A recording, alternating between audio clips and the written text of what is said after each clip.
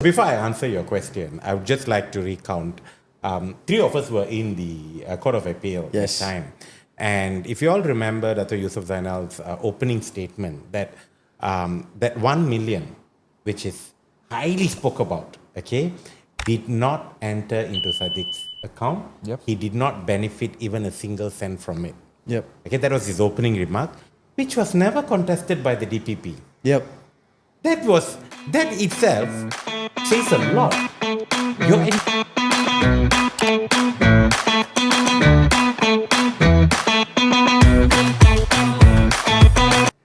Welcome back, everyone, to another episode of Kata MUDA podcast. Or in English, you say MUDA says what? Okay, so this is a very special episode since it's the first ever full English episode. And the recording today is specially made for us to share stories about the prosecution of YB Syed Saddiq on the cases regarding misappropriation of funds and all those that was accused of him, right? So we had a few episodes prior to this inviting people who are very closely related to the case to share their stories and all. But we were thinking of doing this special episode in English because we want to share the story to a wider audience. So hopefully this episode will reach many people, and we can get the stories, at least the stories from the other side that is not reported in medias, in mainstream medias, to as many Malaysians as possible. So without further ado, first I would like to introduce our guests. First, we do have the Ketua Penerangan or the Information Chief of Parti MUDA, Mr. Leben. Leben, if you like to say a few words. Okay. Just would like to put on record that we didn't shop on the same sunlight. This is totally coincidental what we are wearing today, even though this is not MUDA's official uniform. That's for sure. Thank you, Leben. Short and sweet one. And of course, we also have Central Executive Committee member of Parti MUDA, Mr. VKK Raja. All right, Raja for short, and actually we dropped the VKK part lah. So, hello, I'm actually from the Executive Committee of Parti MUDA. I'm also the chairman for Negeri Perak for MUDA and all the stuff. So let's get the ball rolling. Okay, thank you so much. I like it. Today we want to get the stories out fast. Yes. Okay, just to set the tone for the beginning of our episode, right? Since the first time YB Syed Saddiq has been brought to High Court, and all the investigations, all the media reports and this and that were showing that this amount of money and that amount of money was being misappropriated by YB Saddiq, and how many people were involved, how were they involved, and those kind of things, right? We hardly notice any news from the side of the story of YB Syed Saddiq, right? Most of the mainstream media only reported mostly on what the prosecution has to say compared to what the defense has to say. I would like to get the opinion of Leben, being the information chief, right? I'm pretty sure, I'm confirmed that you will always deal with media. Yeah. So why do you think that is, Leben? If I'm not mistaken, first of all, I'm not from the legal background, so I'm not going to use too much of legal jargons that can get me into trouble. Yep. But from what I've noticed, I know that during his High Court proceedings, in the beginning itself, I think the DPP has said that he should not talk about his case. He should not explain to public about his case because his case is being discerned. But if you noticed, whenever the DPP, at the end of every court session, the DPP story is covered. So I think there was a bit of a restriction from Saddiq's part that he could not talk about the case, so he could not explain about it properly. And we from the information side in MUDA also, we had a bit of restrictions because if he cannot talk about the case, we also cannot talk about the case. And during his High Court proceedings, I remember very clearly, his then press secretary, who tweeted about the case proceedings also, was actually mentioned during the arguments in the court that this person is telling out the stories. They should not have public opinion. Public should not have an opinion of his case. So I think that was one of the reasons. But recently, many may ask, why now we are doing it, because his case has already concluded in High Court. Even though it took forever for the written judgment to come out. Then we went into Court of Appeal, and Court of Appeal has already set the date. In another 2-3 days, he will be getting his verdict. And therefore, we can now talk about what actually happened during his case. I think in your podcast also, you have already interviewed one of the key witnesses from Saddiq's side, right? Yep. And also, and Saddiq's friends. So I think it's high time now the general public knows actually what happened and how the system has failed Saddiq personally. Thank you, Leben. So, Raja, on that note, right, when Leben said that there are restrictions that was imposed on Saddiq, or his team even, to talk about the party. I mean, to talk about the case, right? Can the courts do this and the DPP apply for these things? And why do you think these things are necessary? Okay, we do get it that in prosecution, sometimes you want to avoid prejudice, you want to avoid outside opinion influencing the case and everything, right? And recently in the appeal court, we did hear the prosecution was saying to the judge, Yang Arif, you don't be influenced. That was a clear indication. Then don't please listen to the media. Right, don't listen to the netizens. Or make a judgment based on the media that is going to be covered. So on that front, right, do the prosecution really think that the Malaysian judges is really that easy to influence? And of course, at that point, when the DPP said to the 3 learned judge, and the fact that, please don't be influenced by the media when they cover the news and all that stuff, he's overstepping. Because the thing is, the learned judges, they know the law as well as the DPP and the lawyers and all that stuff. So, and as well as to make a proper decision on the case itself. So, obviously, the DPP were overstepping on his position of advising the judge at that point. But then again, you're looking at this propaganda of how media plays a role in the court's news.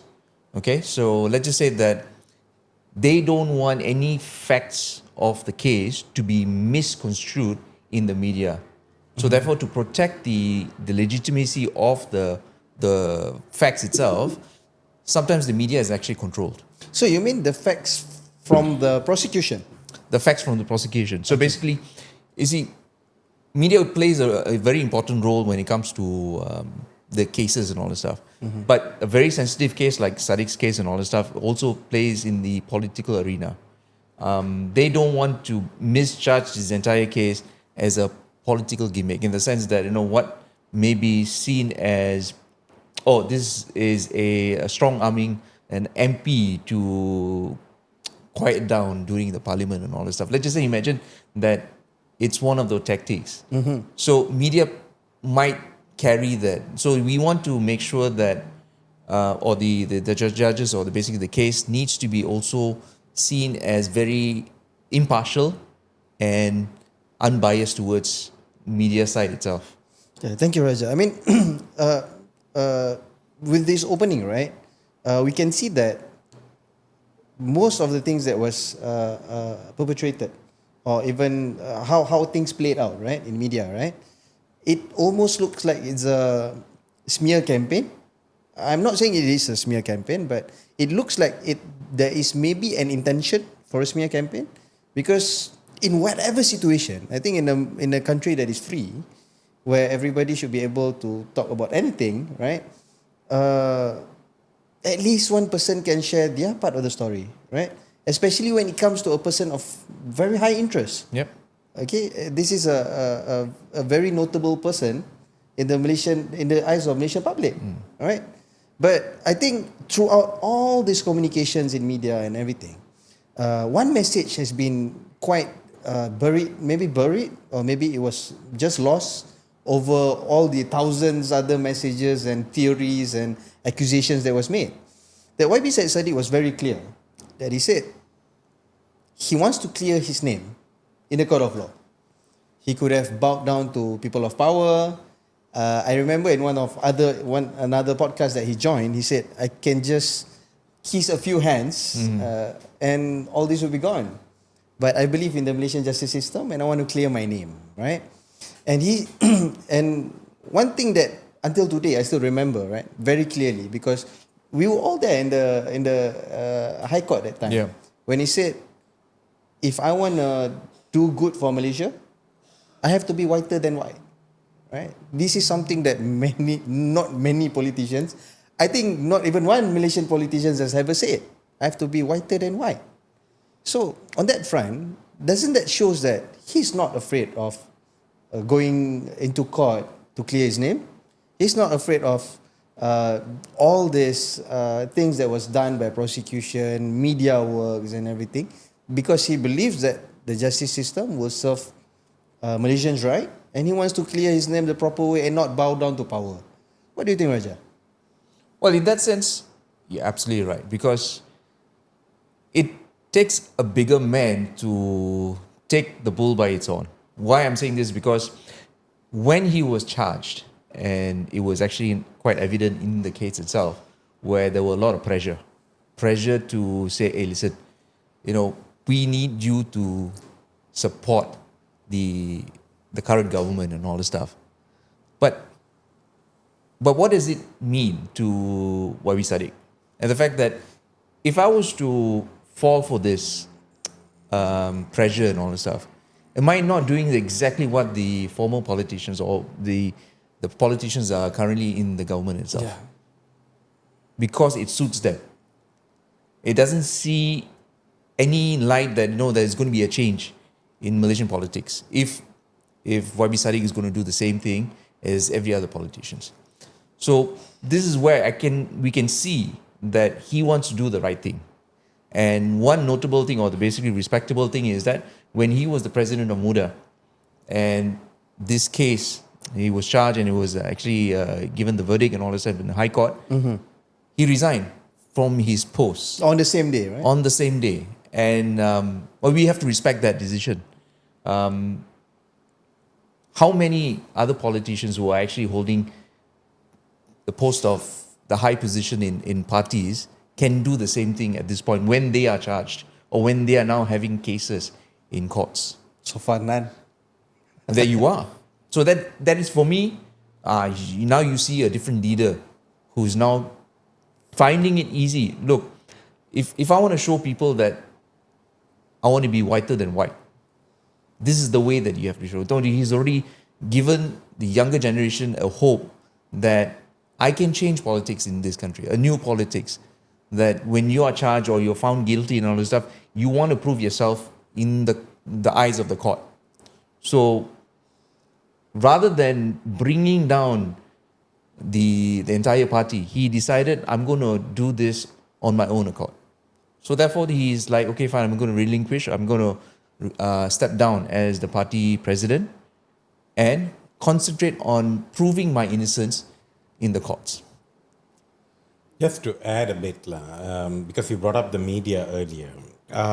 Actually, we cannot blame media fully. There are very highly, I look up to certain journalists who does very good coverage, right? We don't know what goes in the back. Yep. We just read the news. But it plays with public perception as well. If you notice in the last Court of Appeal proceeding, Yep. at the end of day 2, if I'm not mistaken, the headline says, Saddiq asked so-and-so to withdraw 1 million ringgit. Yep. That was the headline. Okay. So for general public who is not following the case, when they read that, I think Saddiq is guilty, right? He has asked someone to withdraw 1 million ringgit. But if you look back, go way back, right? I think he was 25 when he became a full-term minister, right? Yep. So youth and sports minister. He had so much of allocations of funding. If he wanted to be corrupt, he could have been corrupt then. Yeah, to be exact, Leben, I did a check, right? The two, what you call that, Belanjawan, right? The 2 times budget that was run when he was in KBS, its total is almost amounting to 6 billion. Exactly. Yeah. So one thing Saddiq has been consistent, whether he was in Bersatu or in MUDA itself, that integrity matters. Yep. Right? He was one of those first MPs who wanted to publicly declare his assets. Yep. Right? So it comes, people who have been following him from day one, that's why his support is tremendous. Yeah. Whatever media says, whatever the prosecution says, learned people know that this is a political persecution. I'm sorry to say that, but personally, I feel this is a political persecution because I think you have covered extensively about the case proceeding as well. Yes. I don't want to repeat that. But then, for a person who could have committed corruption so many junctures in his political career, Yep. to only be charged when he doesn't want to support a backdoor government speaks volume, Yep. right? So, just saying that out there. So, to add to your qualification of what Saddiq did, okay, here's a young MP who has given up the opportunity of going to Oxford and Cambridge Exactly. Yeah. with a funding of 1 million. Yep. So that he can pursue the greater good for the country itself. Yep. So I know I'm boasting a lot about Saddiq and all this stuff, but to be honest and all this stuff, we need a lot more credentialed people in the government today. I mean, yeah, I do get it because any other man, right? Any other man would firstly think of our own personal interests. Clearly, that's not Saddiq, right? Yeah. Clearly, that's not Saddiq. But then again, with the things that both of you has shared, we can see that YB Syed Saddiq's behavior throughout all this is not the behavior of a guilty man. Yeah. What do you think about that? No, exactly. I say the intention, like what he has always spoke about, Yeah. integrity, right? If he was guilty, Yeah. first things first, he will try to escape from this entire thing. Yeah. He will write in to AG asking for DNA. DNA, so many of them are doing. Yeah. Or postpone he's, postpone the case. Yeah, postpone indefinitely, but he has been writing in to expedite the entire thing. Yep. Right? He doesn't want to waste the court's time. One thing he has been very consistent that he wants to clear his name in the court of law. Public perception or what other people think, he doesn't want. Because for him, the last frontier is the judicial organization. So he wants to clear his name. So that's not what a guilty person will do. Yep. And he has been very calm about it. He doesn't go and complain that media wrote about like this to me. He even when the High Court found him guilty, he came out and said that he respects the court's decision. Even though we were not happy, but he was very calm. He said that he will go for the next level, which is Court of Appeal. And like what you both said, he resigned on the spot, right? So that speaks volume of his character, and I think his conscience is quite clear. He knows what he's doing. Thank you, Leben. So Raja, many people do not know that in the when headlines like Leben mentioned just now, this person was asked by Saddiq to withdraw 1 million and everything. That was the headline, right? Correct. That was the headline. If you really read into the news, you will see that that was said by one of the witness. Okay, so this line that became the headline was said by one of the witness of the prosecution, right? And Saddiq is not charged with criminal breach of trust in this case. He is charged with abetting. Abetting. Abetting means he's helping Someone. To create that crime, to right? create that crime, right? Yeah. So, what's funny? What I think that is funny, right? The person who said Syed Saddiq abetted Yeah. was the person who actually admitted his story in court that he was the one who withdrew the 1 million, he was the one who managed the 1 million, kept the money here, kept the money there, and everything. But surprisingly, YB Syed Saddiq is being charged with abetting, but the CBT crime itself, the criminal breach of trust, the crime itself, the person who committed the crime was not charged.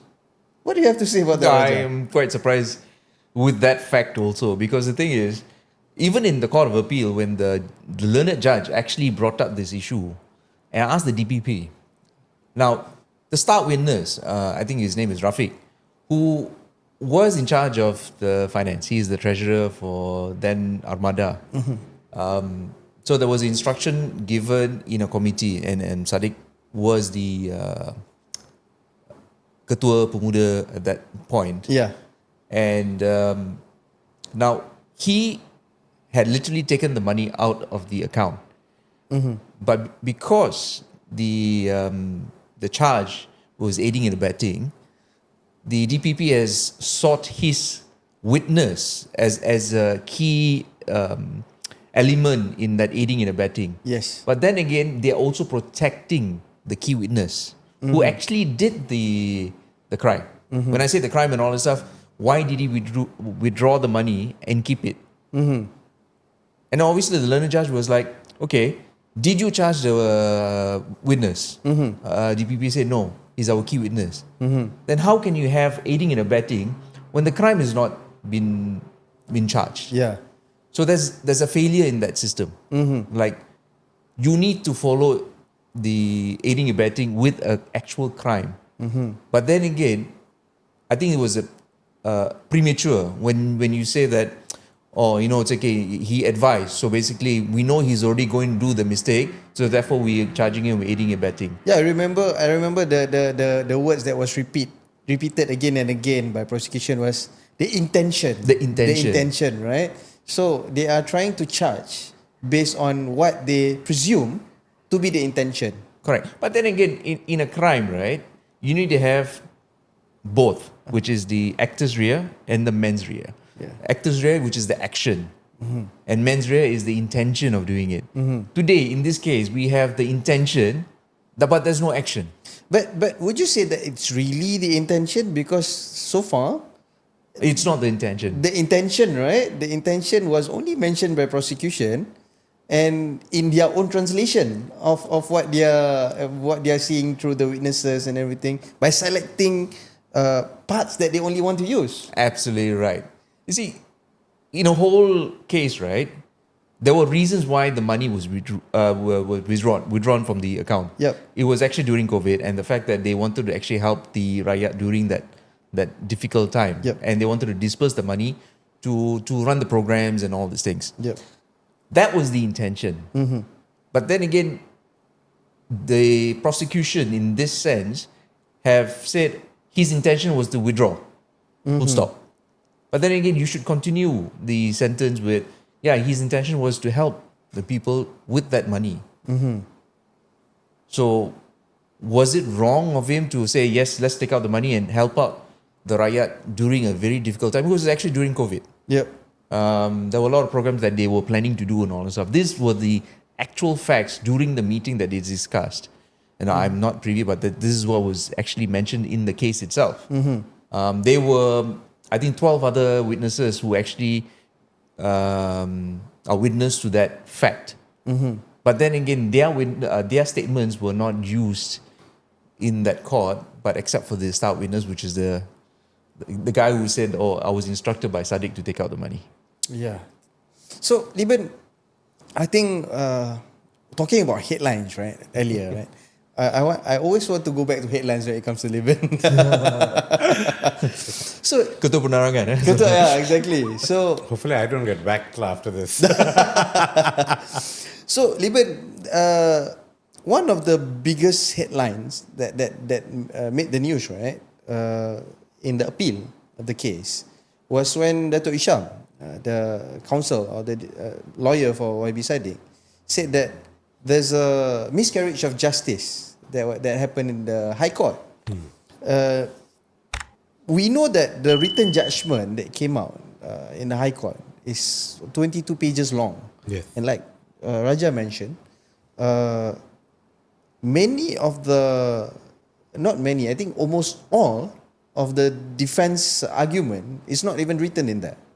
So that's why Dato' Isham perceived it as a miscarriage of justice, because both sides have to be viewed evenly for a judge to come out with a judgment. Well, how do you think that a common Malaysian would perceive the matter if they were to read and everything, right? And we're like, hey, this is one side of the story, where's the other? What do you think about that? See, that's the thing. Personally, I cannot comment on why the High Court judge wrote the written judgment as it is. Okay. But like you said, if you were to read the whole judgment, then you will know that it's very lopsided. Yep. Right? So I think this is also asked by Saddiq's defense in court. Yep. They asked, how come the witnesses from Saddiq's side was not mentioned at all, Yep. was not even considered. I think it was not only about mention, it was not even considered before sentencing, right? So, but then again, like I said, we are not, Raja is a lawyer to be. I don't have the legal background for me to understand, but it raises a lot of questions, right? It raises a question whether now, was there, a misjustice for Saddiq? Yep. Right? Because, if I am going to preside over a case, let's talk normally, we have two people, okay, come and complain to you, right? You will now listen to both sides of the story and evaluate. Yep. You don't just listen to one side of the story and come up to a decision, Yep. right? That is wrong. Yep. So if you ask me what he did was wrong, but can I now go on media and say that what he did was wrong? He might have his reasoning. Yep. That's why we have brought the case to Court of Appeal. Yep. I think basically this is now in the hands of Court of Appeal Yep. to look into whether there was any misjustice for Saddiq or not. See, Leben, that's where it gets irony. You see, because the irony in this is that when we look at the written judgment, all the reasons on why Syed Saddiq is wrong, is all this is written based on what prosecution and prosecution witnesses has to say. But then again, at the same time, when we look at the whole written judgment, the only thing that can say that Saddiq is wrong is the words of the witnesses, right? So the prosecution's case lies almost entirely on the testimonies of the SP13, right? SP13. Which is Rafiq, Yep. who's the one who took out the money and all. Who had the intent and also who did the CBT, right? Criminal breach of had trust. the intent, had the means, and he was the one who. I cannot say he did the CBT, but he No, was. I don't think so. There was because I had a very interesting conversation with one of my friend who has some sort of legal background. Yeah. So he said that if that 1 million ringgit was misappropriated, then it's a criminal breach of trust. But I think that 1 million ringgit was actually spent back to the Rakyat. They had expense report and what they did with the money. Yeah. How they withdraw and everything is the contention here, Yeah. right? But then again, the money was withdrawn due to the circumstances of that particular time. Yes. We were in, I think there was back-to-back, MCO, right? Yeah. And you cannot physically meet, you have to make decisions fast, people were suffering. So for me, again, if there is no criminal intent and the money was actually taken out and spent back to the Rakyat, so what are we talking about here? It's very confusing for me. Understood.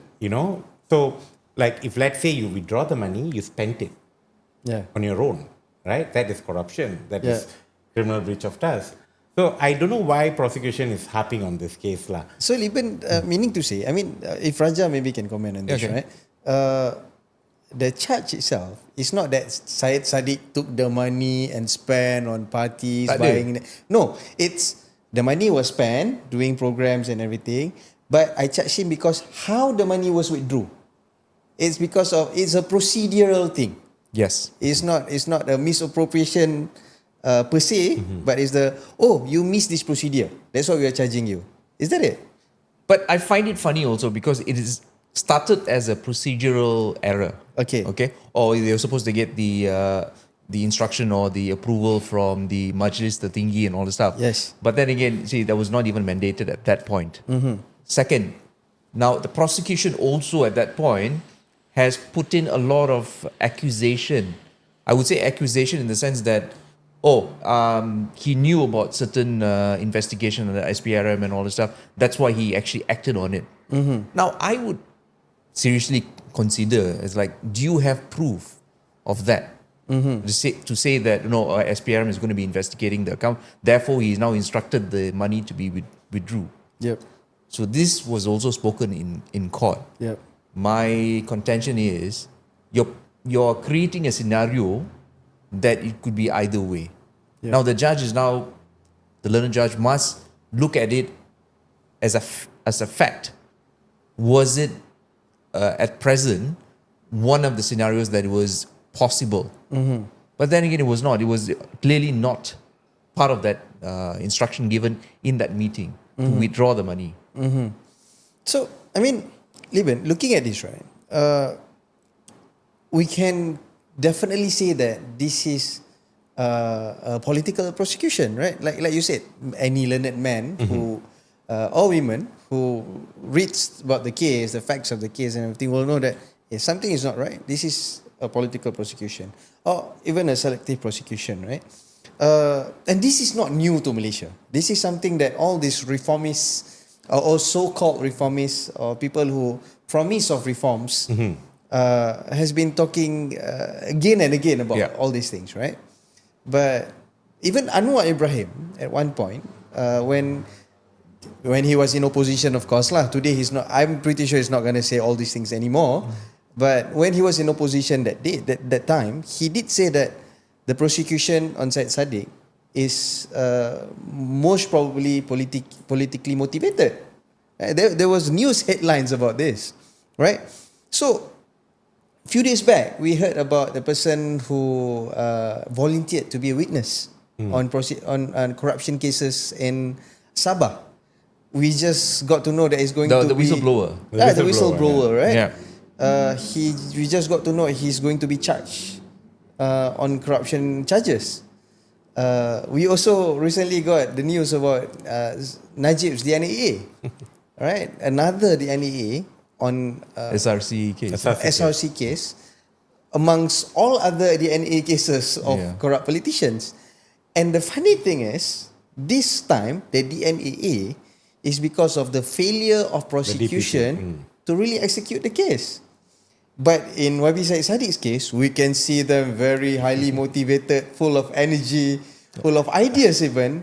You should see them in the court also because they're occupying most of the seats. Exactly, right? So they are so excited to get him the guilty verdict with whatever they can do to make sure it happens, including harsh treatments during investigations, many weird out of procedure behaviors that might force or even scare someone into giving testimonies they don't want to, right? So, what do you think about Malaysian selective prosecution, Leben? Yeah. That drives young people to change Malaysia? Do you think this kind of political prosecution will change their motivation, will affect their motivation? So before I answer your question, I would just like to recount. Three of us were in the Court of Appeal at the time. And if you all remember Dr. Yusuf Zainal's opening statement that 1 million, which is highly spoke about, okay, did not enter into Saddiq's account. Yep. He did not benefit even a single cent from it. Yep. Okay, that was his opening remark, which was never contested by the DPP. Yep. That itself says a lot. Your entire case is that Saddiq is misappropriated 1 million ringgit, right? Yep. But then when the Saddiq's defense lawyers are telling this, you should have immediately refuted it. Yep. You didn't.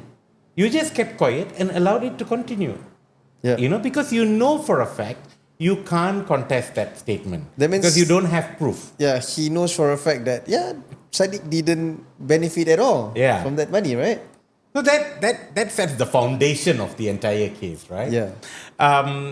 Coming back to your question, how will the younger generation?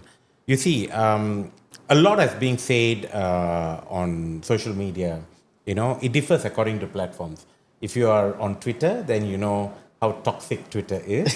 But if you are on Instagram and TikTok, you know the support for Saddiq is tremendous. Yes. You know, because real people are there, not paid keyboard warriors, or the term actually is cyber troopers, right? Yep. You can't find them on platforms like Instagram or TikTok Yep. because it's expensive to pay, Yeah. right? But then the youngsters are now mainly on Instagram and TikTok. Yep. One thing, Saddiq's case is not about him.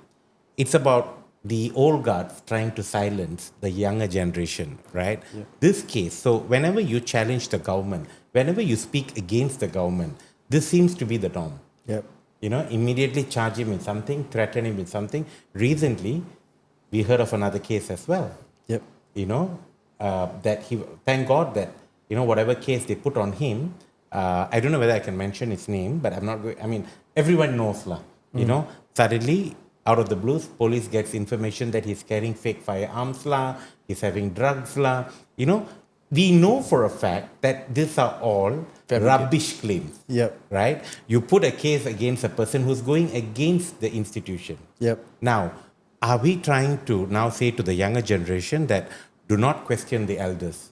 Even if they are corrupted, even if they screw up your entire future, do not. Trust me, if people did not question Najib about the 1MDB, we would have not known the seriousness of his corruption case. Yep. Right? Even though now he's getting DNA and whatever lah. But then we managed to, you know, those people, general people like you, me, and Raja, was the one who spoke about it. Yep. We were all, thanks to certain DAP ministers who brought it out, even though they have lost their voice right now. But big thanks to them, they brought it out. Yep. And now, if you are going to say, whenever a young leader, a leader like Saddiq, who questions every, decisions made by the government, okay, he doesn't question just for the sake of questioning. He brings up, what is the right word? He brings up Suggestions to the reasonable suggestions, right?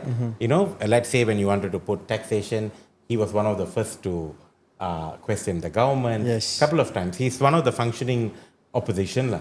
You know, so for me, Saddiq's victory will not be Saddiq's victory alone. It's a victory for the younger generation. Yep. Right? So you know that when you go against the government, when you question the system, you know, the system will not fail you. Yep. Thank you, Leben. I'm quite interested when Leben mentioned old guards, right? Raja, you've been an election candidate before. yes. Okay, we know all these old guards from old parties, grand old parties, right? They spend lavishly for their election campaigns. They literally can just spend millions and millions like it's nothing. And we have been saying, MUDA has been saying, YB Syed Saddiq has been saying that Malaysia needs a political funding act, right? Betul. Which was also said by Pakatan Harapan. Many things were said by them. Yeah, this is one of the things that was said, right? And also still hasn't materialized until today. So many people did not realize that one of the amounts of money that was charged on YB Syed Saddiq was 120,000 that he fundraised for his election campaign in 2018, right? So if you can share a bit of a story, why fundraising is very difficult. It's something very difficult to do. And it's something that Malaysia needs for the future of Malaysian politics and not depending on tycoons and big businesses to give you money in hotel ballrooms and all to show support so that they can get contracts, they can get all of this. When it's the people who are electing you, when you gain power, you are only listening people who are donating money to your campaign in the millions. So maybe you can share your story about fundraising in your own campaign. Okay, I'll try to break it down to when I was a candidate in the last state election in Selangor, right? Yep. So basically, raising funds was not easy lah. Yep. Although the party had a instruction that we have to declare our assets, and obviously the media has already covered. Oh, Raja is one of the richest candidates from Parti MUDA and all that stuff. But that's a different thing, because the thing is, as far as the election commission is concerned, there is a limit on how much you can actually allowed to spend in a campaign. Yeah. Right? So it is stipulated in the documents and all that stuff. But we all know elections are not cheap. Yeah. Mobilizing people is not easy. Yep. And the fact that it requires a lot of funds. Yep. The old guards, when they say that, like parties like UMNO, MCA, MIC and all that stuff, they have wealth. Yeah. They have really big assets. They have universities, they have printing media, all these things to support the machinery of the political party itself. Now, Parti MUDA, on the other side, it's a new party. Yeah. We depend on government, not government support, the support from the rakyat. Yeah. All right. If they are convinced with our conviction and all this stuff, they believe in our where we should be contesting and all this stuff, they will now support each and every candidate. I know for a fact that when I was campaigning and all this stuff, I will have a machi and say, "Here's my contribution to your campaign," and it's really heartfelt. And this is what actually drives me to do what we do in Parti MUDA and all that stuff. This is genuine support. Yep. But when else big parties and all that stuff, when the party itself will fund their campaign. Yep. Okay, they given a certain allocation. It's open secret and all this stuff. Yep. And then because potentially there be a government in waiting. Yep. All right, whoever is going to be elected as ministers or whatever it is, it's where the big corporates will say, "Okay, I tell you what, I will help you fund your campaign and all this stuff. You know what to do next." These things need to be controlled. And the fact that, when you take a case or instances where US, they have the politically accounted funds where all they have to do is you document or you basically report what you're receiving from the public. Let And it be also corporate. from corporate, who are they? Corporate and all right? that stuff. Yeah. And they even have the super PAC where they say that, you can actually contribute from your salary to whichever candidate that you want to support. Which is interesting. That's a very good system where we can actually be accounted for where the money is coming from. Yep. But over here, we've been talking about a political fund act for a very, very long time. I remember this because the late Dato' V.K. Liu, who was the Minister of Law in 2018, he mooted the idea of having that reform, imposing that we should have this law enacted so that we can actually control how much money is being spent and all the stuff. But I think 2018, now we're looking at 2025, there's 8 years. We haven't seen the draft of what is a political. I know that there are a lot of seminars and forums. They're discussing about how to formulate this political fund act. But I think moving towards GE16 or GE17 and all that stuff, I think this government needs to seriously look into having that act in place. Yep. Because even the next election, I foresee that there's going to be a lot of money spent Yep.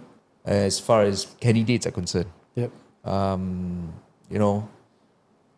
don't want to say that, they have to mobilize people and all this stuff, but it is going to be one of those most expensive elections in history. Yep. And I hope that, one of the reforms that they mooted, Pakatan Harapan and all this stuff, they would actually be strong enough, courageous enough to do it now. Yep. Thank you, Raja. I think we've shared quite a lot for this episode. Recently, when knowing that on this coming 25th of June is going to be the verdict of the appeal by YB Syed Saddiq, I've been having conversations with some friends and all, right? And they were asking me, hey, what if Saddiq lose and this and that, right? So I told them, I said, let's look at this perspective, right? If he went away from all of this, okay? If we say, like what I said earlier, kiss those few hands that he had to just to get away. He left Malaysian politics, went out of the country, do his own thing, right? And we know he's a very, very talented man and he's wanted in many, many places, right? He doesn't have to struggle this much in Malaysian politics. If that is what he chose to do, he doesn't lose anything. So the things that he's doing now is actually a big sacrifice for his own future in hopes that he can at least do something, fight for a better Malaysia for the future generation that is not haunted anymore by old politics, right? So, Leben, if you had to say anything about what is going to happen soon.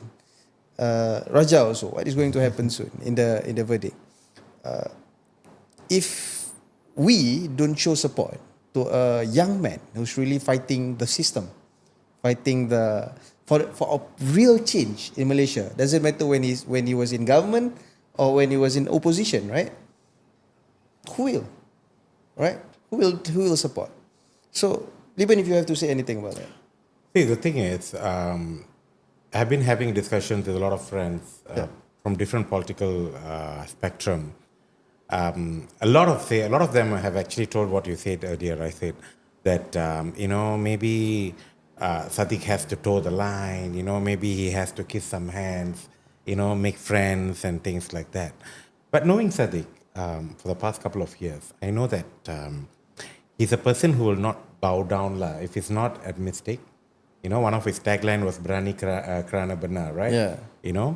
But over and beyond that, for me, we wouldn't know what happens on the 25th. Yeah. But one thing we know that, Saddiq has fought a good fight. Yeah. His family was pulled into this entire mess, even recently when Pakatan Harapan won and the unity government was established, Saddiq was a part of the government. And then, of course, we cannot accept certain things which was done by the unity government. So we came out of it, knowing very well that he will be losing his allocations, he'll be in a deeper trouble as per se. But then again, one thing we all know about Saddiq, he's very talented, he's a very good debater, he speaks the facts and everything, but he can't dance for nuts, right? But he has pushed himself out there in front of cameras, doing whatever it needs, running from Moa to KL, doing perfume ads and things like that, just to raise funds for his constitution, right? Constituency. Now, how many of the current MPs, be it in opposition or in government, are doing that? So, for me, it's very simple. If Saddiq were to have a negative verdict on the 25th, I'm not going to say lose, okay? But if he's going to have a negative verdict on the 25th, it is not lost for Saddiq alone. It is lost for an entire generation who we are hoping to, rule Malaysia one day. It's going to send a very wrong signal for me personally. Yep. Thank you, Leben. Raja? The old guards, I'm just going back to the old guards. They like to use this phrase, the younger generation are the future of the country and all that stuff, right? It's perfect. It's a nice slogan and all that stuff. But the problem here is they don't put it into effect. And this is where it's so obvious. And the fact that instead of helping the person who's capable enough, who's able to change a few things.